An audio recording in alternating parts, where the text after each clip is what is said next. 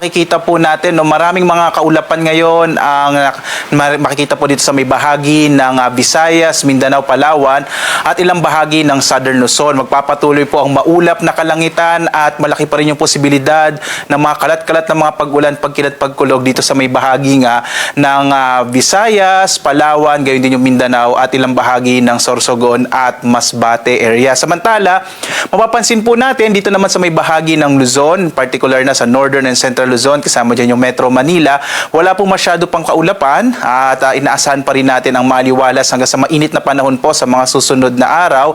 Pero mas mapapansin po natin, mas mapapadalas na yung mga thunderstorm sa hapon hanggang sa gabi, lalo't ngayong buwan nga ng Mayo. Usually po towards the end of the month ng May ay nagsisimula naman po yung mga panahon ng tag-ulan hanggang mga first few weeks po ng June. Easterlies pa rin o yung hangin nagmumula dito sa Karagatang Pasipiko ang siya nagdadala nitong mga kaulapan na to sa may bahagi nga ng Palawan, Visayas, Mindanao at ilang bahagi nga ng Southern Luzon. Pero mapapansin din natin sa ngayon, wala pa tayong minomonitor na low pressure area sa loob at labas ng Philippine Area of Responsibility.